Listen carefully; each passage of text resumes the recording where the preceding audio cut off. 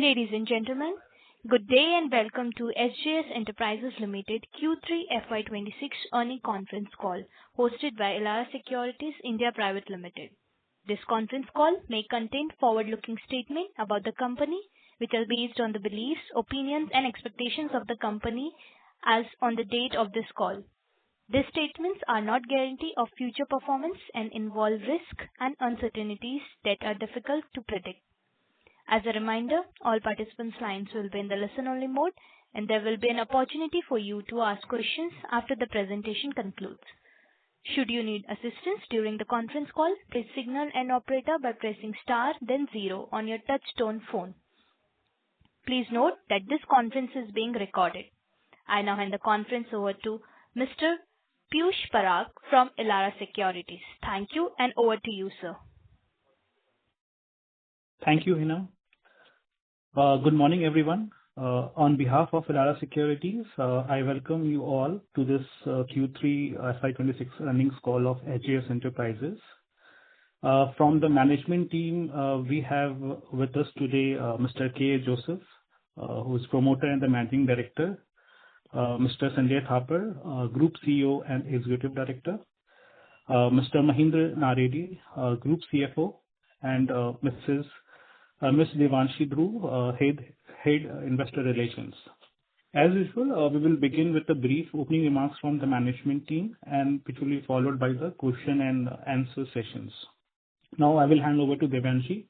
Devanshi, please take over. Thank you. Thank you, Piyush. Good morning, ladies and gentlemen, and thank you for joining us on today's call. We appreciate your time and participation. Let me briefly outline the agenda for today's conference call. I will first invite Mr. K. A. Joseph, our Managing Director, to share his opening remarks. He will then hand over to Mr. Sanjay Thapar, our Group CEO and Executive Director, who will walk you through the key highlights from our investor presentation, which has been uploaded on the stock exchanges and is also available on our website.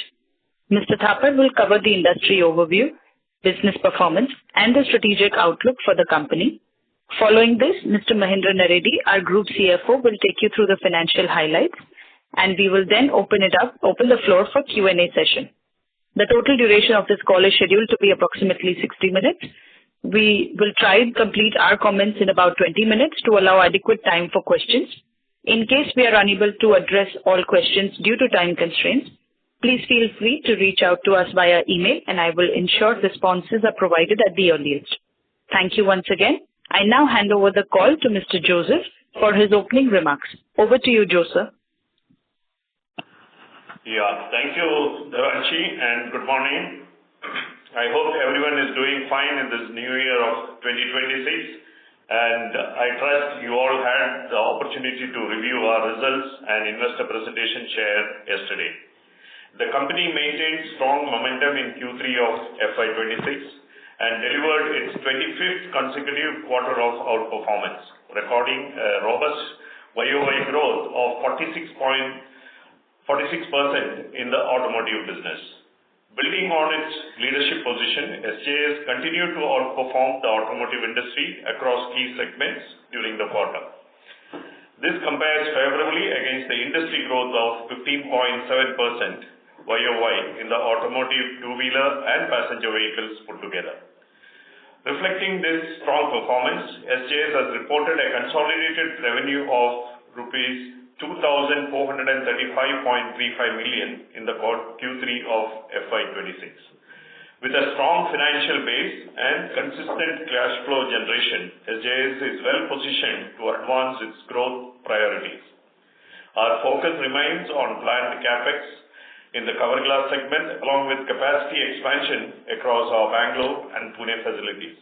Our strong balance sheet provides the flexibility to efficiently scale operations across businesses, while also evaluating selective inorganic opportunities to further strengthen our market presence. Looking ahead, SJS remains focused on driving long-term growth through premium aesthetic solutions, new product development, and deeper engagement with large OEM customers. The company aims to increase the contribution of new generation products across the two-wheeler, passenger vehicle, and consumer segments. while strengthening its export presence in key international markets. Continued emphasis on technology, partnerships, localization, and operational efficiency will support sustained growth, with a strategy centered on outperforming the industry growth while maintaining robust margins. With that, I will now hand over the call to Sanjay to take you through the business and industry highlights for the quarter. Thank you, and over to you, Sanjay. Thank you, Joe. Good morning, everyone. Building on a strong foundation established in the first half of the year, we are pleased to report another quarter of strong operational and financial performance. In Q3 FY26, the company continued its consistent growth trajectory supported by disciplined execution, premium offerings, and accelerating export growth and strong relationships with the customers. Strategic initiatives have been taken over the past few years that are translated into sustained momentum, enabling SGS to outperform the underlying automotive industry while maintaining healthy margins and strong cash flows. Key highlights for the quarter. Q3 FY26 marked an important milestone for SGS, with the company reporting its highest ever quarterly revenue of rupees 2,435.3 million, representing a year-on-year growth of 36.4%.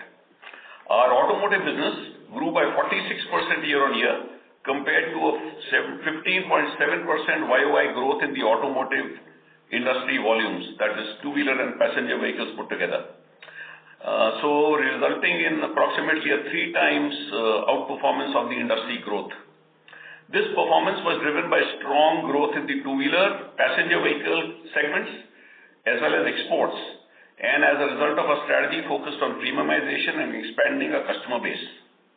SGS clocked its highest quarterly profitability margin since the IPO, with EBITDA margins at 30.5% and PAT margins at 18.5%. Notably, I am pleased to share that SGS has surpassed its full year FY25 PAT within the first 9 months of FY26, underscoring a strong focus on bottom line growth and sustained cost reduction initiatives leading to value creation for our stakeholders. During the quarter, we added new EV-focused two-wheeler customer, Rapti, an urban company that is launching its own range of water purifiers. We continue to expand businesses with key customers like Mahindra, Hero MotoCorp, Whirlpool, Samsung, Hyundai, Spark Minda, Mabe, John Deere, amongst others. We are progressing well on capacity expansion at our Pune and Bangalore facilities. Pune plant is set up and under commissioning at the moment. Expanding our global footprint remains a core pillar of SGS long-term growth strategy. During Q3 of FY26, exports recorded their highest ever quarterly revenue of 283.1 billion rupees, growing 146.2% year-on-year and 22.1% quarter-on-quarter. This reflects increasing traction with global customers and strengthening acceptance of our decorative aesthetic products. We are further strengthening our presence in Germany through a sales representative. These efforts will reinforce SGS' position as a preferred partner for global OEMs. SGS continues to generate strong cash flows. As of December 31st, 2025, the company reported a net cash position of 2,030.1 million, supported by healthy operating cash flows. So we generate free cash is close to about 76% of EBITDA. This financial strength provides flexibility to fund capacity expansion, invest in new technologies, and pursue inorganic growth opportunities.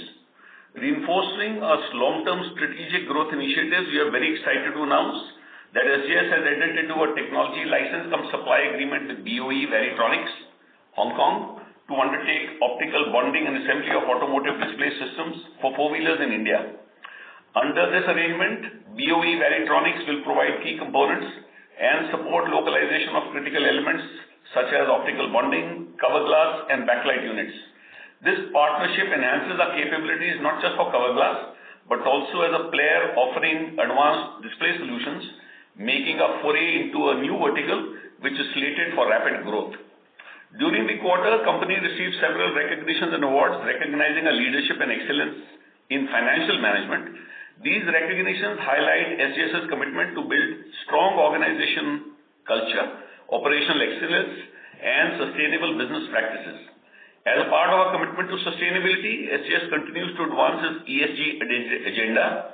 During the quarter, we launched the Pink Line initiative, a dedicated production line aimed at promoting women empowerment, inclusion, and workplace safety.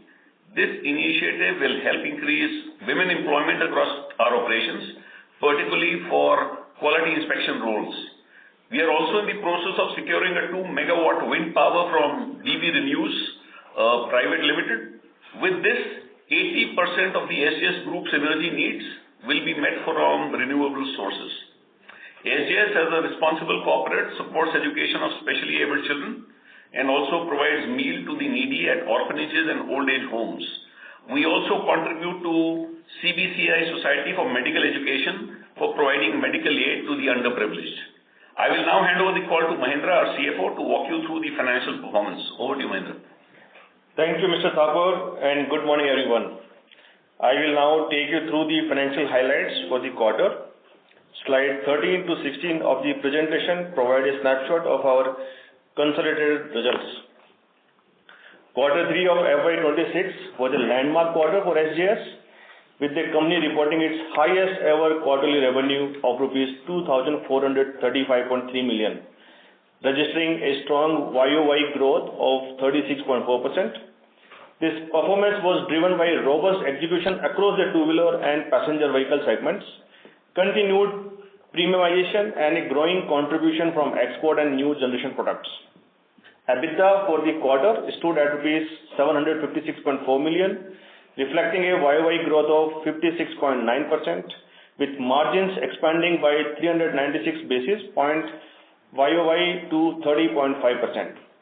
It is important to note that during the quarter, there was a one-time impact of 18.1 million rupees under employee benefit expenses due to the implementation of the new labor codes announced by the Government of India in November 25. Excluding this non-recurring impact, underlying operating performance and margin trajectory remain strong, supported by favorable product mix, higher gross margins, increased export contribution, and sustained operational efficiencies. Profit after tax stood at rupees 450.4 million, growing 62.5% year-on-year, with PAT margins at 18.5%. Lower finance costs, disciplined cost management, and strong operating leverages contributed to SGS delivering its highest quarterly EBITDA and PAT margins since IPO. During the quarter, new generation products contributed over 23% of consolidated revenue, reflecting increasing adoption of advanced aesthetic solutions.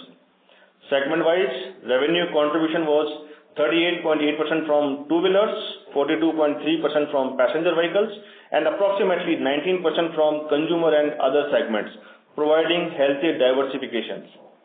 The company continued to generate strong and sustainable cash flows. Free cash flow for the 9 months was 975.9 million rupees, driven by robust operating performance and disciplined working capital management. As of December 31st, 2025, cash and cash equivalent stood at rupees 2,098.8 million, resulting in a net cash position of rupees 2,030.1 million. This strong balance sheet translated into healthy return metrics, with ROCE at 34% and ROE at 19.8%, reinforcing the quality of earnings and capital efficiency of the business. For the 9 months ended December 2025, consolidated revenue grew 24.1% YOY to rupees 6,949.5 million.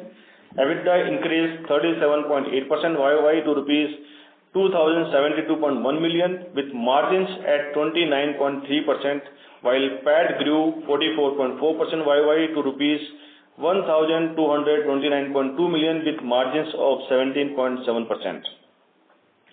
Exports remained a key growth driver. Q3 FY26 recorded the highest ever quarterly export revenue of rupees 283.1 million, contributing 11.6% to the consolidated revenue. For 9 months FY26, export revenue stood at rupees 655.9 million, already surpassing the full year FY25 export revenue of rupees 567.9 million. reflecting strong traction with the global OEMs. On the capital expenditure front, capacity expansion and technology-led investments remain strategic priorities. Expansions at the Bangalore facility is progressing well, and the new chrome plating plant has been set up and is currently under commissioning. These investments are being funded entirely through internal accruals while preserving balance sheet strength and flexibility. With this, I will now hand the call back to Mr. Thapar to outline our growth outlook. Thank you, Bhinder. With a strong balance sheet and sustained profitability, SGS enters the next phase of growth with clearly defined priorities and robust execution capabilities. The company's cash position, strong cash flow generating capability provides flexibility to fund capacity expansion projects, including the greenfield chrome plating facility of SGS Decoplast, Pune, capacity expansion at the Bangalore plant, and the greenfield project of cover glass and display systems being set up at Hosur. All this is through internal accruals. Expanding the global footprint remains central to our long-term strategy. SGS targets increasing export contribution to 14 to 15% of our overall revenues by FY28, driven by deeper penetration in existing markets, entry into new geographies, and new businesses from global OEMs. We are now strengthening our presence in Germany through a sales representative to focus on opportunities in that market. New technology and product innovation will continue to support our growth roadmap. The company is building capabilities in optical cover glass and automotive display solutions in India through its partnership with BOE Varitronix. Our TLA with BOE Varitronix, SGS will not only manufacture cover glass as a new product, but will also do optical bonding and assembly for the automotive to display system. As a result, the future kit value for passenger vehicles will increase to 5 to 8 times as against 4 to 6 times of our legacy kit value earlier. This development will advance our next generation product offerings and increase content per vehicle. Strong OEM relationships and robust revenue momentum position SGS to outperform the industry growth by over 2.5x, as I've said earlier. This growth, along with disciplined capital allocation, global business expansion, and continued focus on operational excellence will create sustained values for our stakeholders. With that, we conclude our remarks and now open the floor for questions. Thank you very much. We will now begin the question and answer session. Anyone who wishes to ask a question may press star and 1 on their touchtone telephone. If you wish to remove yourself from the question queue, you may press star and 2. Participants are requested to use handset while asking a question. Ladies and gentlemen, we'll wait for a moment while the question queue assembles. The first question comes from the line of Chintan Shah from JM Financial Family Office. Please go ahead.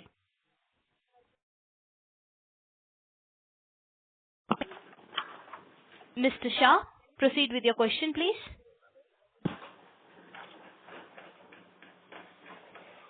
Mr. Shah, are you there on the call? As there is no response from Mr. Chintan Shah, I'm proceeding ahead with Am I audible? Yes, sir, you are audible to us. Please proceed with your question. Yeah, hi. So 3 questions. First of all, congratulations on a very good performance. I had 3 questions. One was on the cover glass. Is there any further update? When are we expecting revenue to start flowing? Previously, you'd spoken about it starting sometime in FY27. So are we sticking to that guidance? Second is regarding the business with Hero MotoCorp. Clearly, that's been growing very well for us. And right now, we were mainly in dials and logos with them. So are we in advanced discussions or have we won further products with them? And the third one is on the consumer durables. We've, of course, done very well in two-wheelers and PVs. But consumer durable is one place where we are yet to see that kind of a turnaround in performance. So any update here? When can we expect some sort of a turnaround and performance, a strong performance like we are doing in other 2 segments? These are my 3 questions. Yeah, thank you, Chintan. So one by one, cover glass, what I had maintained earlier was that we've signed this.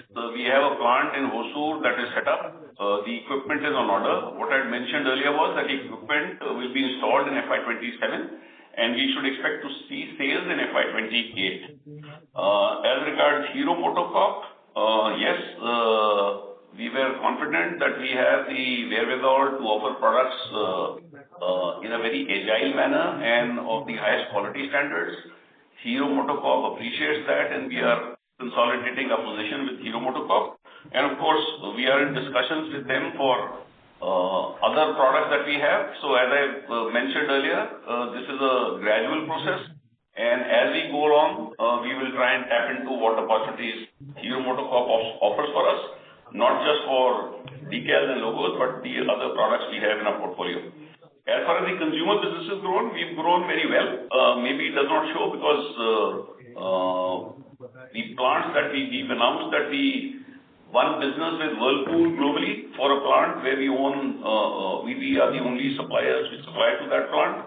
So that traction is growing, and we expect that this will increase further. So we grew this consumer business by close to about 7.5% quarter on quarter, and we will, this grew on a YOY basis. We grew this by 7.5% compared to the last quarter, and as volumes ramp up, this should improve further. So we are quite confident that we should continue to do well in the consumer business as we have done in our automotive businesses. Understood. And just one follow-up here on the Hero MotoCorp side, for logos and decals, are we supplying for all the models currently? That's a private one. We can't declare for reasons of confidentiality who we supply and what we supply. But as I said, needless to say, we are consolidating our position as a very, very strong supplier for them. All right. Thank you and all the best. Thank you. Thank you. The next question comes from the line of Ganesh Ram from Unifi Capital. Please go ahead. Thank you for taking my question. Congratulations on the strong performance, Sanjay, Mahendra, Devanshi and team. Now, when you grow 3x over industry, I would almost say the industry is probably not the right benchmark to look at anymore. And in that context, if you could kind of give us a sense as to what the contribution from new products or new customers has been this quarter, and given that growth has far exceeded our initial expectations in the previous few quarters, and that we have only 2 months to wrap up this year, are there initial thoughts on how you expect to perform in FY27 versus industry basis the ramp up that you might have from the different products and new customers? So Ganesh, we see strong traction. We are very confident of our growth story. We keep consolidating our position with OEMs, not only in India, but globally as well. We are winning large businesses for new models, and we hope to continue that momentum. So what I guided earlier was that this year we'll outperform the industry by a factor of 2.5x. We continue to maintain that. Yes, we are better, but I would like to ensure that we perform in a robust manner. It's not just the top line. We have a very, very strong focus on the bottom line to create value for our stakeholders. And if you see our trajectory for margin expansion that we've done over the years, I think we've done fairly well on that basis. So this, on a yearly basis, we are now close to about 30% EBITDA margins, which I think are healthy, and we hope to continue that momentum forward. Got it. Would you like to put a number on it, Sanjay, as to what you expect it to be? Do you expect to sustain 2x outperformance? Do you expect to sustain 2x outperformance into FY27, etc., based on the ramp up that you see? No, for 26 is what the guidance I gave was 2.5x. We will continue. I mean, the traction that we see for premium products and all the new launches that have happened recently, we won very significant businesses which are high value products. So I continue to see ourselves outperforming the market. I would not like to put a number now. We are finalizing a plan for the next year, but yes, we are extremely bullish on what our growth trajectory is going to be in the future. Understood. And just my second question is, from a cash point of view and value creation point of view, I think earlier you mentioned you were looking at some M&A targets, probably for some custom acquisitions or access overseas. How is the progress on that, or are you still waiting and watching? And if you could just give us an update on the capacities that you're putting up, what has been spent so far, and timelines, and what's left to be spent. That's it from me. Okay, I'll answer the question on inorganic, and then I'll hand over to Bhinder to take you through the capacity. We are evaluating, so this is a process that takes some time. We have targets in mind. We are reviewing their financials, and as I stated many times earlier, we focus on inorganic targets which we can add great value to, as we've done in the past 2 acquisitions we've done. So we are in the evaluation phase at the moment, and we will make our bids as we go along. So the target was to have a cash surplus. So we've accumulated sufficient cash and hope to hear from us when we conclude this transaction within the next year. That's our internal target. Bhinder, if you could elaborate on the capacity.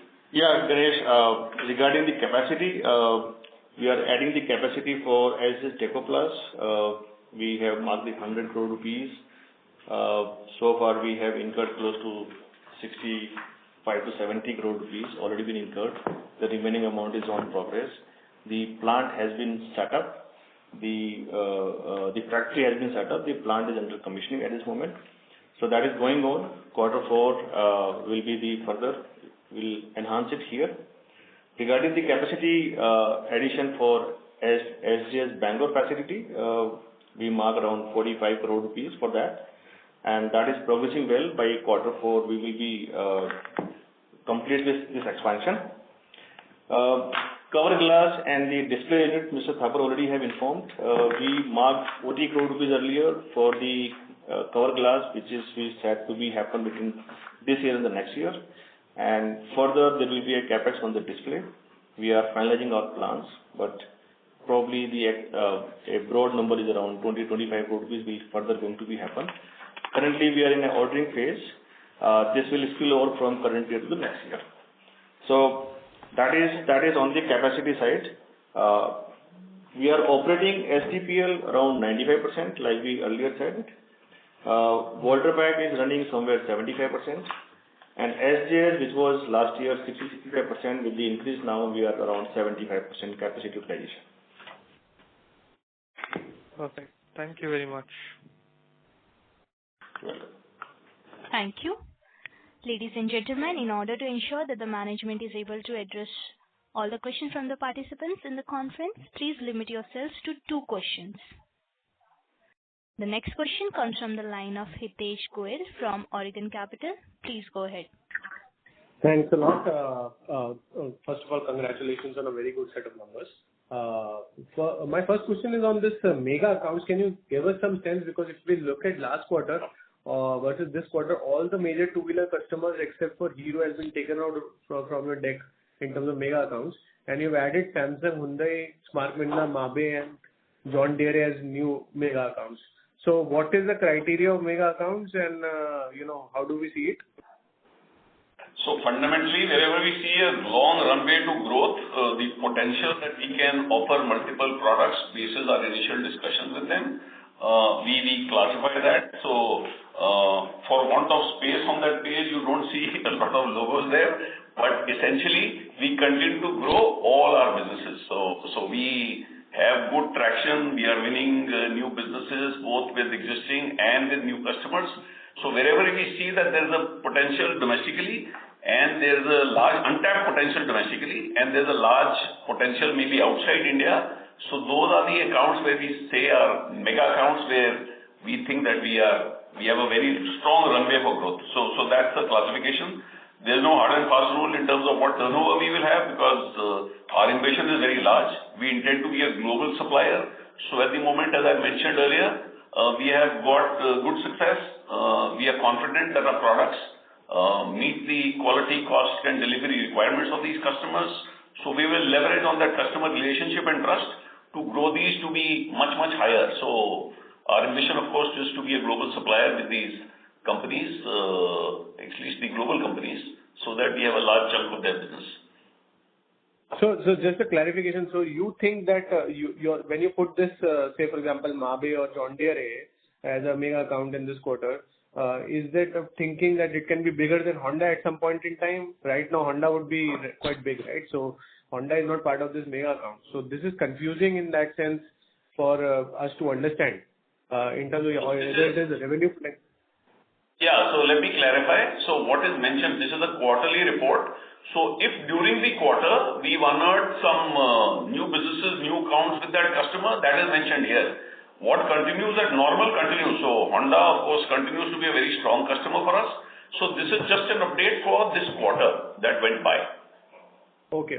My second question is on Exotech. So the new plant, has that started? Has the revenue started coming? And this Q1Q growth in exports, this has come from Exotech or this is, General Stellantis and Whirlpool? From SJS. So largely, the Stellantis business that we won, which we said is a large business we will supply across North America, Latin America, Europe. So a few plants have started. This will gain momentum as we go along in this current year, as I mentioned earlier. So that growth is there. Exotech has grown very well. This new plant that Mahindra told you is under commissioning at the moment. So next year you'll start revenues coming out of this, but we are currently sweating the asset that we have, and we are on a very, very strong growth trajectory for Exotech or SGS Decoplast. Now that's called that. So new plant has not started as yet, right? Because you were earlier in the last quarter you had said fourth quarter it will start. The building and the plant is ready. The equipment is under commissioning because it's a complex SCADA-based system. So that is under commissioning at the moment, and next year we should see revenues coming out of this new plant as well, supplementing the existing plant. That continues as usual. And my final question on WPI. So WPI has been static because of consumer durability with static there, and now Tata Motors started reviving, right? Industry has started reviving there. So should we expect coming quarters to see good growth in WPI?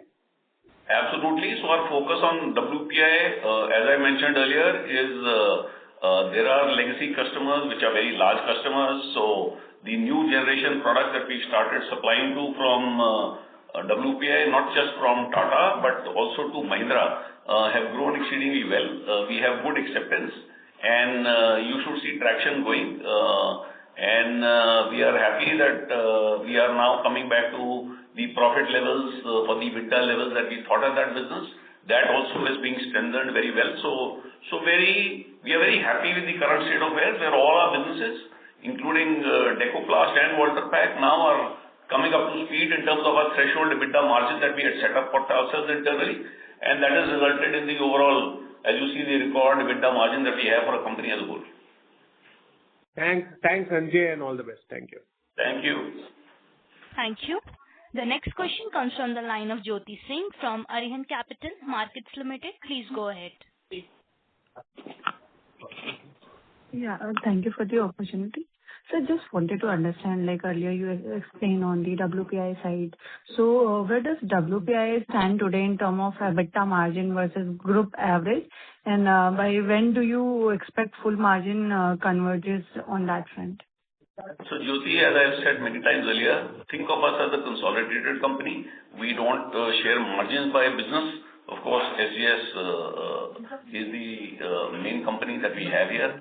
But I will not be able to share the number with you.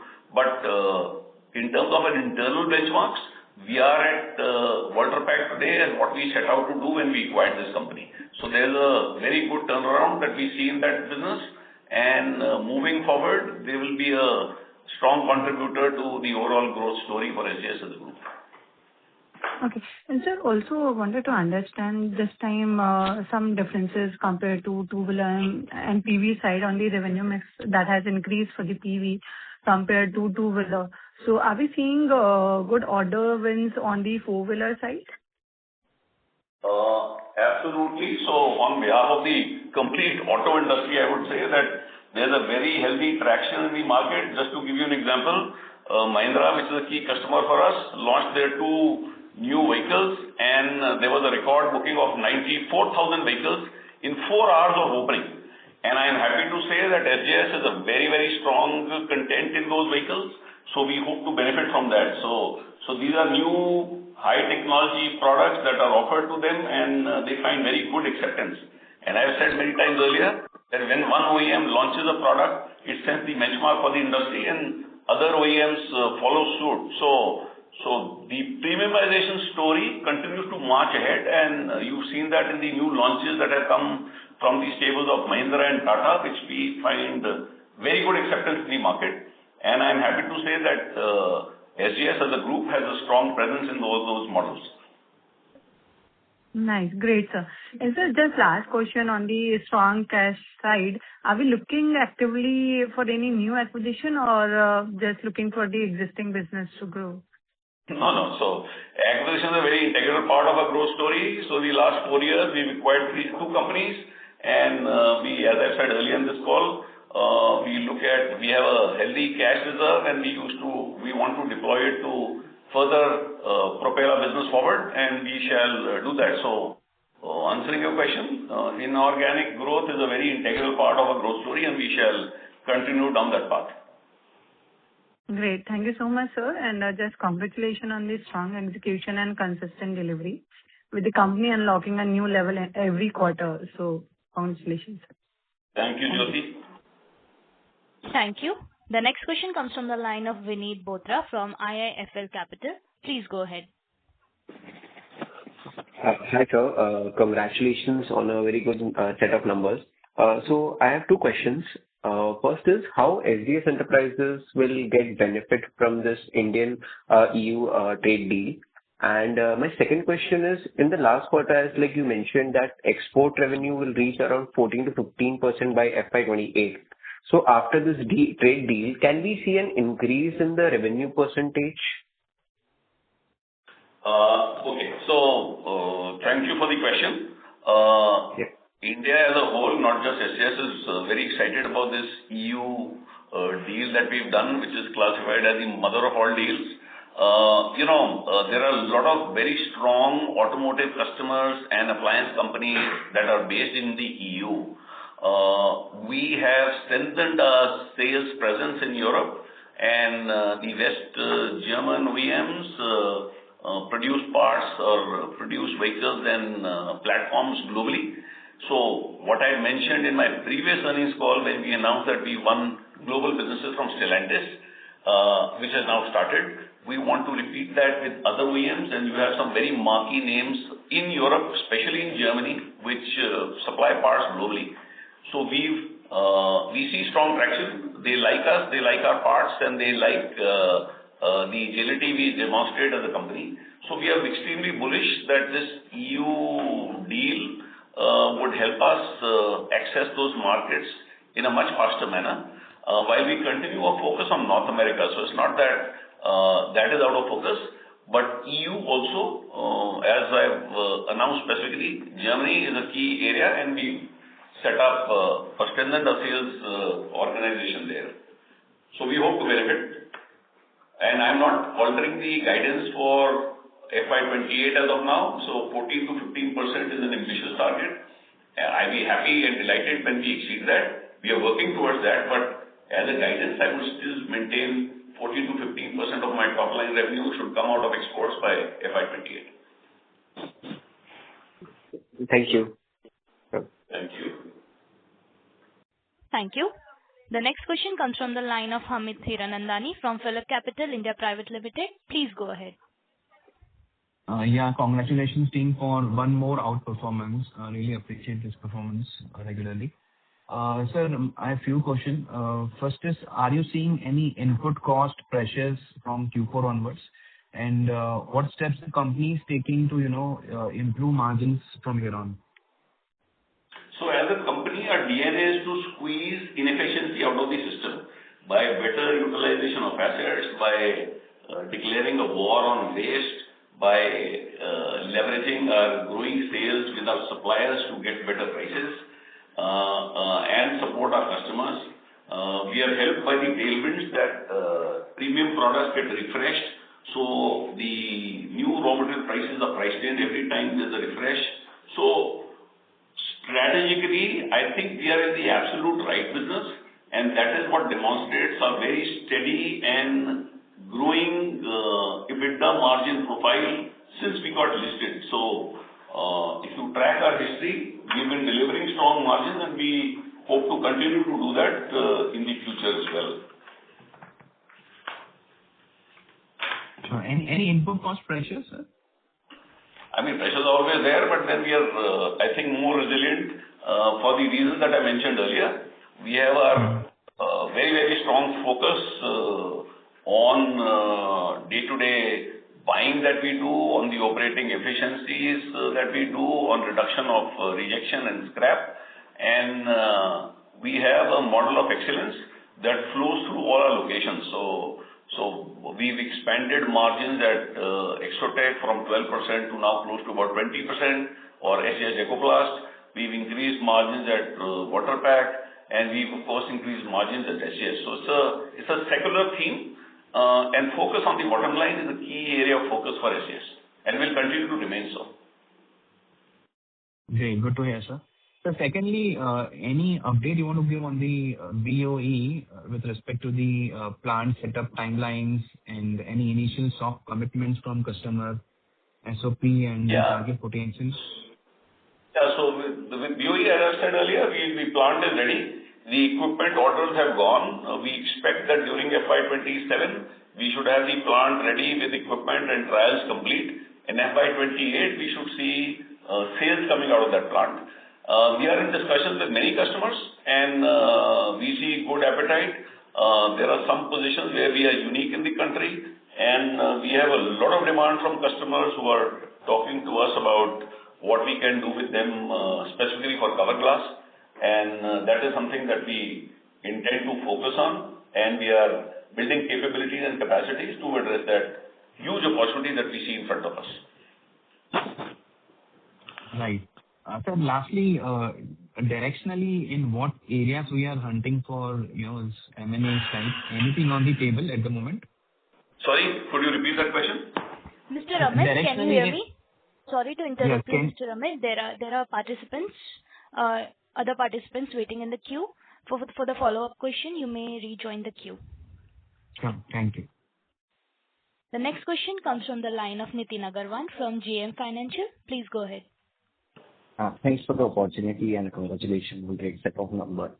Following on the Amit's question on the margin, so we have maintained the guidance of around 26 to 27% on a steady state basis, but for the last 2 quarters, we have outperformed significantly this quarter if we adjust for the one of the margin comes around 30%. So do you see upside as to our guidance, or would you like to update your margin guidance going forward? Yeah, so if I talk of our past track record, we've grown very well, and our focus, of course, will continue to remain there. Yes, we are today operating at about 28-29% sort of margins. That sort of profile is something that I think we can look forward to. Okay. So in the sense that we are going to expand our margins significantly on a steady state basis from there on. Yeah, so not just here on. So if you track our margin profile since we got listed on the stock exchange, we have steadily improved margins over the years, and I think that's the direction that we've gone to. So from 24.7% in 22, the first quarter that we reported, we are up to 30% over the last 4 or 5 years. Okay. That's it from my side. Thanks. Thank you. The next question comes from the line of Pranay Roop from Burman Capital. Please go ahead.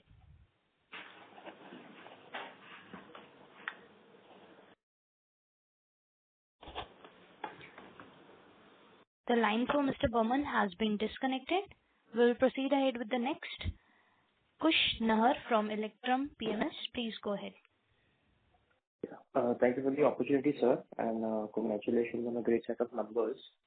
There are a couple of questions. So first, on the display segment, could you elaborate a bit on the opportunity that we see in terms of the entire market in terms of rupee crores? If you can mention the TAM in the auto segment first, since that will be our initial segment to which we'll cater. And some color on the asset or the margin profiles, if it will be on a company level basis or accretive for us. And secondly, sir, is there any update on the IME products in terms of customer acceptance or customer approval? Because at think that was one of the next gen products that we were prototyping before. Yes, Kush. On the display, currently we see a very steady transition from small displays to large displays. Let's say from 4 inches which was only a display for the instrument cluster part, to the infotainment, which was 7-8 inches. So the new RFQs that we are getting from customers are for 10.25, 12 inches, in some cases even 14 inches. So directionally, that is the way the market is moving. Currently, we estimate that the size of this market is close to about, of course, these larger displays are for the premium models, and close to about 30% of the automotive market today uses displays. And this display content, my expectation is by FY 2030, almost 100% of passenger vehicles would use displays in one form or the other. So there's a huge tailwind for larger displays, display penetration across models, and them percolating down from the high-end to the entry-level segment as well. Of course, the size of the displays will vary. You could have a single display, you could have a dual display, you could also have a pillar-to-pillar or a 3-panel display of a much larger size. So there's a very large market that we see. Our initial estimate is that the size of this market by FY 2030 could be close to about 3,000 to 4,000 crores. So that's the huge potential that exists in the market when you have penetration across the board. And I think strategically, we are absolutely in the right area to leverage our existing capabilities for aesthetic parts to emerge as a strong player in this segment. There are different elements to it. One is the cover glass, as I said. Our ambition is global, so we should be able to do that across the board. And for specific customers, of course, assembling the display is going to be a focus area. And we have a great partner in BOE, which is a global leader. So we have the best of both worlds, strong capability within the SGS group with a strong technology partner globally. So that should be a winning combination where we can play a meaningful role in this market as it evolves. The question was on margins, of course, will, as we increase the content of localization, it's not just the part, but also the coating of specialty coatings are required. So there are premium offerings, and we hope once we start supplying, honestly, that is the right time to answer the question on margins. But directionally, this will be a high turnover business. Maybe the margins could be a little lower, but as I said, in our DNA, we focus on 25% is the threshold that we have for our businesses. So we will move in that direction to see as we get into the localization of these parts, perhaps there will be an opportunity to get decent margins. The inventory turns on this should be extremely high, so ROC of this business will be very good. I don't know, Mahendra, do we have a math on the inventory turns that the asset turns that we have on this business? Yeah, so these kind of business have a higher asset turn. It should be more than 5 times. Currently, we are operating around 2.5 times, but this business will have more than 5 times. So, like Mr. Thapar said, ROCE, which is the right way in here, the higher turn will generate with the higher ROC. So, and the margin side, like Mr. Thapar said, since we have planned for localization of a couple of parts here, so margin will be in the directionally toward what we are operating currently.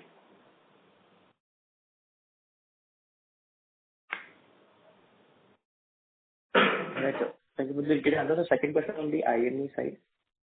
Yeah, so IME, customers continue to show interest, but then this is a platform strategy that we'll have to follow. So many customers, we've given demo samples, and we are continuing to engage with them, not just in the automotive segment, but also for the consumer segment.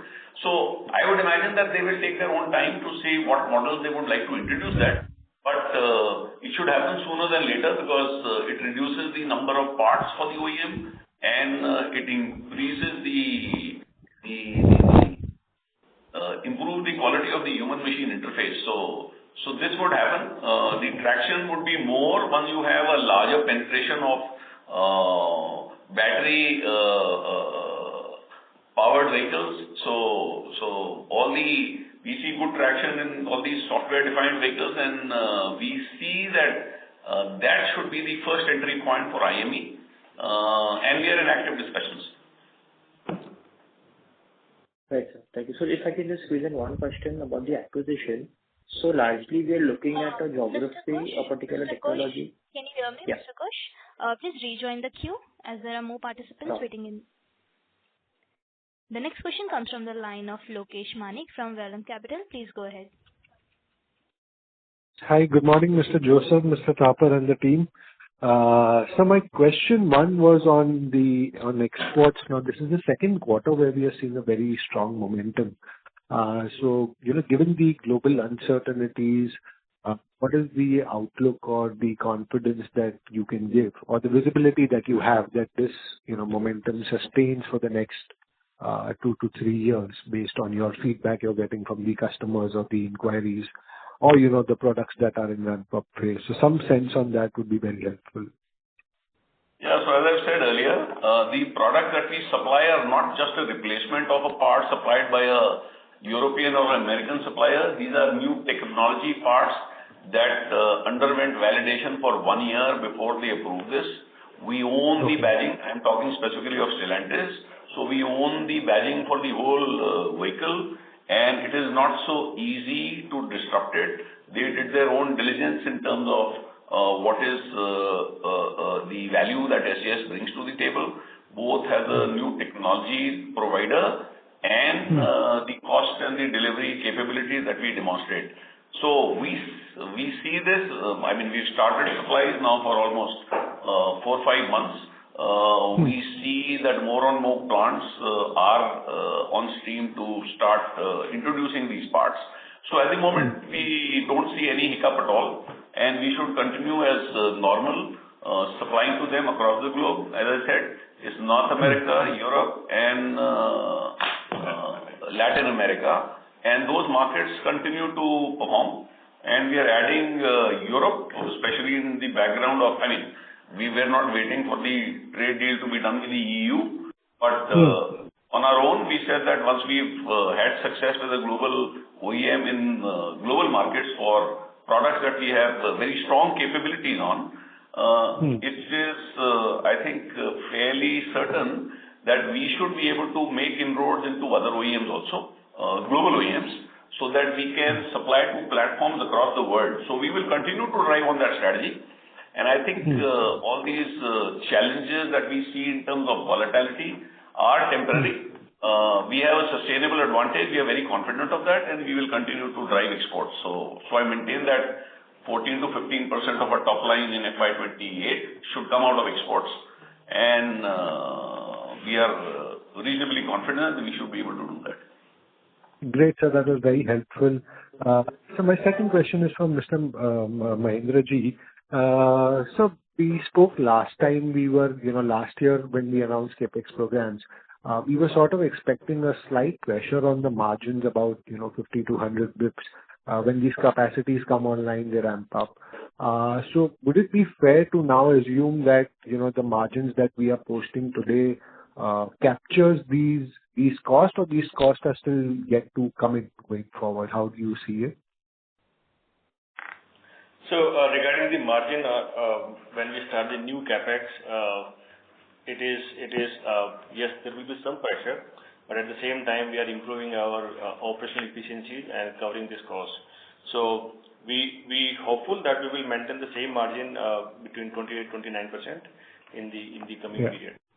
But have they flown in this quarter's result, or in 9 months' result? Have they come in, or they are yet to come in? Sorry, once again? The cost of capex, the operational cost of the capex, have come in this 9 months, or they are yet to come in? They are yet to come in. Okay, they are yet to come in. Okay. That's it from my side. Thank you so much, sir. Yeah, thank you. Thank you. The next question comes from the line of Prolin Nandu from Edelweiss Public Alternatives. Please go ahead. Yeah, hi team. A couple of questions from my end. Just on this cover glass opportunity, right? Just wanted to understand that when you say you will ship your first product sometime in FY28, we are talking about the cover glass part of it, right? Everything else we will assemble, right? So could you just help us understand when you say you will ship your first product, what exactly are you going to ship and what exactly are you going to, add value? Where are you going to add value in the entire display unit, right? And you also mentioned that, you are thinking about backward integration and, localization of cover glass manufacturing as well, which maybe so far is imported. So, this is also something which is going to be possible sometime in FY28, or this is slightly a medium-term target? And last thing on the cover glass is that the current tie-up that we have done, right? In the past, we also used to work very closely with one of our customers, like which is Visteon. So how does that tie-up and this tie-up, how are they different? Is there going to be any conflict because of this tie-up with some of our existing customers who might already be in this business? So this is the question on, the display. I'll come back to the second question once I get the answer of this. Okay, so let me clarify that the display project that we are setting up will do two things. It will make the cover glass. It will also do optical bonding of the display, which consists of three parts, which is the cover glass, the TFT screen, and the backlight unit. So this is what the product mix of this new plant is going to be. Now, your question on that we have tied up with BOE, which is a very, very strong global player, and our initial discussions with Visteon. So I just want to take you a little back for you to understand this a little better. So when we started our journey, we had no ambitions to get into a display. We wanted to leverage our printing capabilities and aesthetic part capabilities to supply, instead of a dial, a cover glass to the instrument cluster manufacturers. Now, Visteon happens to be one of them. There are other global companies like Continental, like Marelli, and some Indian companies which do this. So we wanted a transition. But then a lot of customers came to us to say that, sir, in addition to this cover glass, can you do the complete display bonding? Because not everybody will set up facilities to do display, even though they own the infotainment and the driver information system for the vehicle. So we said, let us relook at that, because the investment in the plant for a cover glass or a display was a little different based on the dust-free capabilities that you need to build in that plant. So we took a pause for about 6 months, as I've said earlier in my previous calls. And we said, we don't want to reinvent the wheel, that we invest something and say that, okay, now our ambition has changed, so maybe we need to do new capex. So we just put it on pause. And what we've done in the meantime is that we found a technology partner for the optical display, which is BOE. The cover glass bit remains intact. So our ambition to supply cover glass to Visteon and to all the other instrument cluster manufacturers remains intact. So that's what I said. This plant will do cover glass, and it could possibly supply cover glass to everybody who does displays in India. So that's our ambition, that we want to supply to as many display manufacturers as possible. In addition to that, we will do for a few customers, we will do the complete optical bonding of the display, that is the cover glass, the TFT screen, and the backlight unit. So this plant will do both these things. As far as your question on what revenues will come out of this plant in FY28 or 28, we said that we will possibly do both. We will do our first lot of display screens as well, and we will do cover glass. So our ambition is to do both by that time. That is what we are targeting, and we are ordering equipment for in the new facility that we have. That is very clear. Thank you so much for that. The second question would be, again, on the M&A part and the technology tie-up that you did, right, with BOA. So between these two, right, which are the levers which you will want to, press going forward for the next 2 to 3 years? And within M&A as well, right, you have mentioned that you don't want to buy just for the sake of revenue. There should be some gap within your existing, offering. So can you just highlight which are these gaps, and what you did with Hero was, help out maybe an OEM, when the vendor was not going through its best of the time. Are such opportunities available in the market where, vendor is not going through a great time, plus, it helps us fill a gap that we are going to, we do not have right now? And at the same time, how do you think about, the technology partnership like what you did with BOE? I mean, do we hear more of those also going forward together with M&A? So let me clarify. Currently, we don't see any gap. So, we are an end-to-end design to delivery solution provider. So for the aesthetic and the human machine interface parts that we have, we are fairly comfortable with the product portfolio we have. So the inorganic opportunity is not for filling any gap. It's primarily for faster access to markets. So if I can expand my customer base, leveraging the capability that I have, and use that as a gateway, use that inorganic acquisition as a gateway to sell more of my products, because I have the widest range of aesthetic products in the world. So we produce close to about 14 different technologies.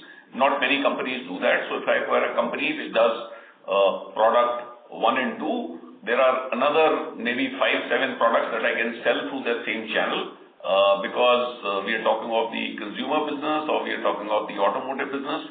So that leveraging can happen best in terms of accelerated penetration in a market, and that is the reason for looking at an acquisition.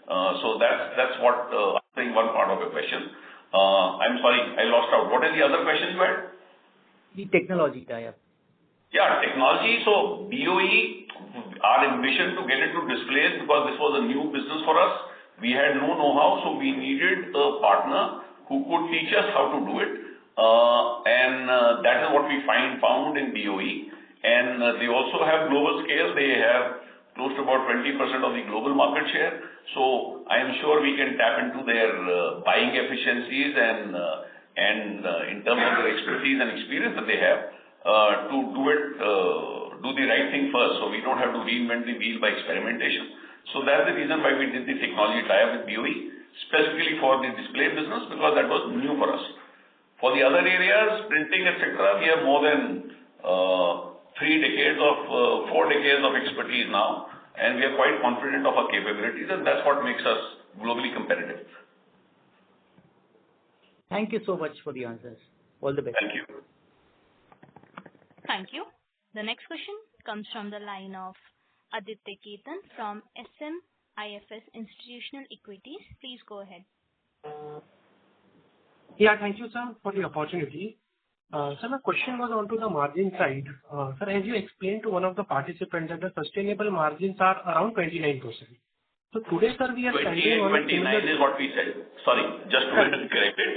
So there's a range, 28-29. I can't pinpoint at 29, right? So it could be 28, it could be 29, but directionally, yes, that's the margin that we are aiming at.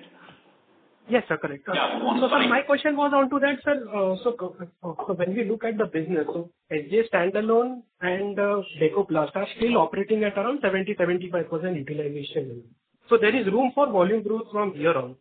And considering like these capacities, when they ramp up to peak, the fixed cost absorption would be quite higher. So there should be an incremental run up in the margins from here on. So from the optical displays and so from the cover glass and automotive displays, are you witnessing some margin deceleration so we can come up to that 28-29% margin figure? No. So we still have to start revenues for the display business.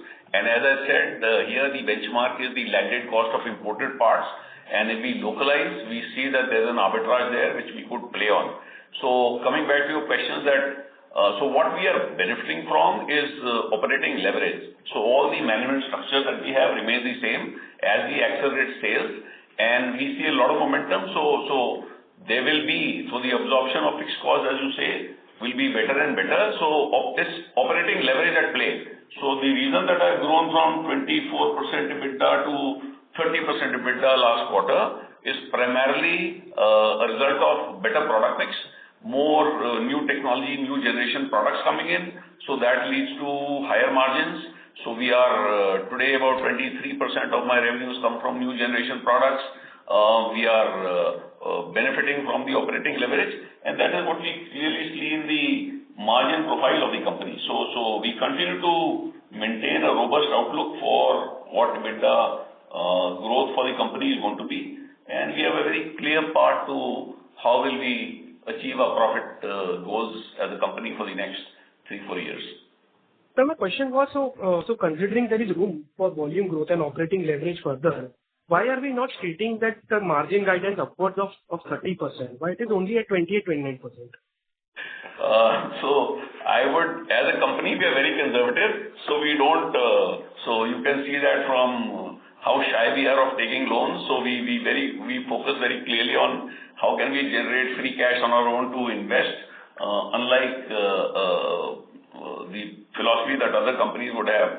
So we would like to perform or deliver what we commit.